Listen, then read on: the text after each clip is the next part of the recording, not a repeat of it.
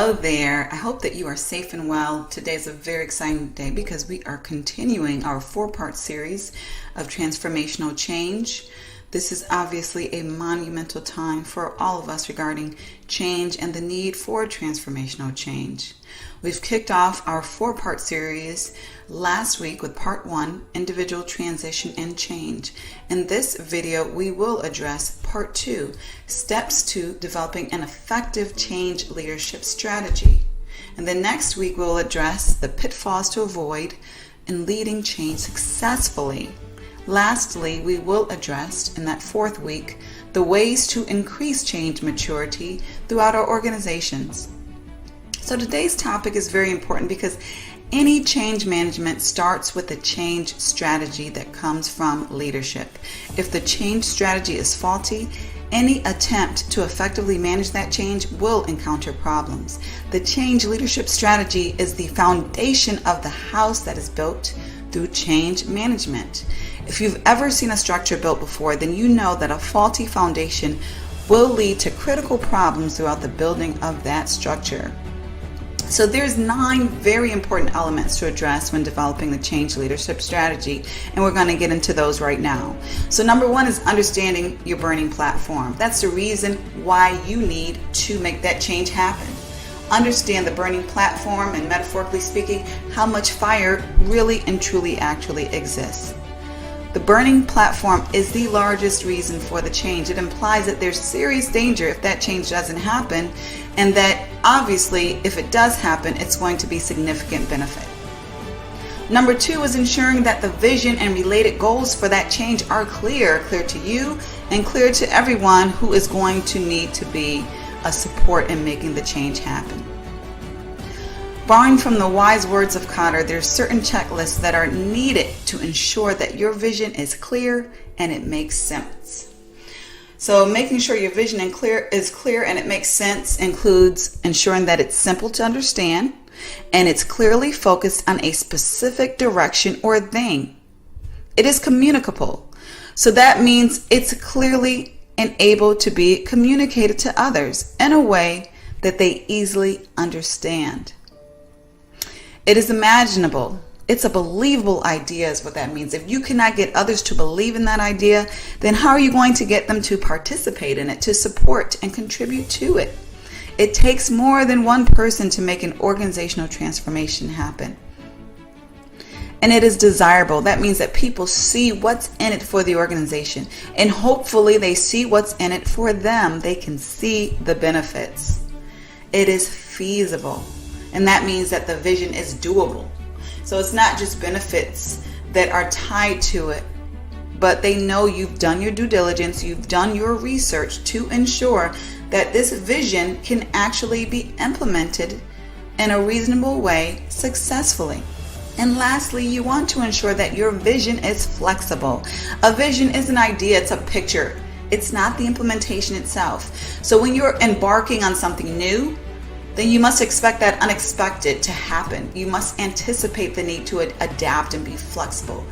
And this is more true the bigger that transformational change is. So number 3, as far as the strategy steps that are needed for change leadership, all alternatives should be identified. Sometimes as leaders, we want to know exactly what we want to do, and we don't want to see any B or C option. And that's fine if your mind is made up, but you want to be educated on those alternatives. You want to ensure that those alternatives have been vetted and compared to the present vision, compared to based upon costs and benefits. You want to do your due diligence, your analysis to ensure that the organization is truly making the best decision and is prepared to address that inevitable skepticism that will arise with almost any transformational change within an organization. Number 4, the sponsors for the transformational effort need to be identified, present, powerful, and known. So these sponsors are champions, and they are heard in order to gain influence and to gain support that is going to be needed. For an organization to make a change that affects the entire workforce, sponsors need to lead that change. Those sponsors need to be well respected, have authority within the organization. Such important authority often includes positioning authority, like a COO, for example, financial authority, like a CFO, or a leader with a significant P&L to support. In this sense, the people respect different elements of authority, and that will help to gain the support that is needed, especially from SMEs throughout the organization, and to buy the right resources that will be needed. The presence of the right sponsors in a change effort can and often will make or break the success of a change. Number 5 in change leadership strategies is the potential investment is very clear. So anyone who has led an enterprise-wide organizational change know that the costs and investments required will fluctuate, oftentimes beyond the initial prediction. So this is why the agile approach is often so popular. However, when we do our due diligence, we can often be at least in the ballpark of what the cost will be. We want to ensure that those investments are aligned with the ballpark costs of what the change will require. And of course, contingency resources are always beneficial for anyone leading transformational change. Given that, we want to understand what the investments will be that are going to be necessary for the change to happen. So this includes the time that will be required, how many people will be needed to work on the effort, what technology will be needed to make it happen, and ultimately what money investments will be needed for success. And number 6 is similar to the sponsors. You will need to choose your entire change team very wisely. The team will typically be made of many teams. You will have the project team that are very hands-on, an advisory team who provides that thought leadership. You may want to ensure that you have the right subject matter experts on these teams, executive teams that will serve as governance, ensuring that regulatory issues and alignment with the overall organization strategy is there. The right champions who will be your power messengers need to be part of your team evangelists, and the right influencers. These are very important elements of your teams in order to institutionalize the change and make it doable for the masses of the organization during the change effort and beyond. Number 7 in change leadership strategy is you want to ensure that your organization chooses the change approach that is right for your organization. The change approach should honor the values of your organization, not go against them. Does the organization make decisions on a consensus basis or top-down basis? Does the organization operate in a highly centralized or decentralized manner? Does leadership keep information close to the chest, or is it more transparent regarding why things are done and what is being done? Does the organization trust the people with the information up front, or do they typically snowball efforts little by little? Regardless of what is deemed right or wrong, you are going to need to ensure that you're going with the grain of the organization and not against it, unless going against the grain is part of an overall cultural transformation in itself. Number 8, like the approach, timing needs to reflect what is doable within the specific organization, its culture, and capacity. The timing should take the level of change maturity of the organization in consideration. We will talk about organizational change maturity in our next video next week. Right now, you want to consider if the change will be incremental or radical. Now, obviously, less change mature organizations may need more incremental change instead of all at once. You want to decide whether the transformational change is going to be immediately implemented or at a later time. Is this a transformation that needs to be sold for a couple of years before it's accepted, or immediately starting to roll out? Is it going to be rolled out very slow or very fast? Again, the change maturity should inform these decisions.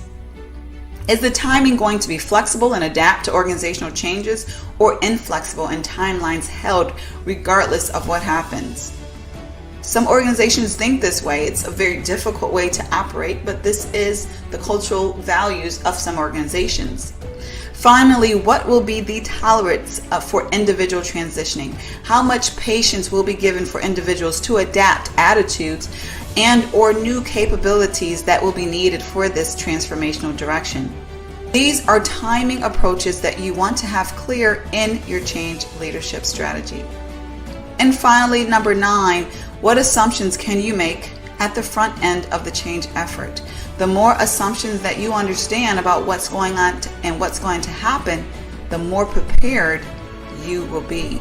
You can make assumptions by doing your research, your due diligence, including benchmarking with similar transformations that have taken place. Some transformations that can inform you may be in-house and others perhaps out-house as far as within other organizations. Some examples of assumptions that you will need to be clear on in your implementation includes, will the business model change or stay the same? Will technology systems change or stay the same? Will processes change? Will departments be reorganized? Will you need to augment your workforce? And what about customer training? Well, the customers need to be trained, skilled, and or informed regarding the transformational change that is happening within your organization. Employee training, is that going to be needed? What are the planned business interruptions? What are the unplanned business interruptions? Will there be a specific dollar limit to making this change happen? Will there be a specific time limit?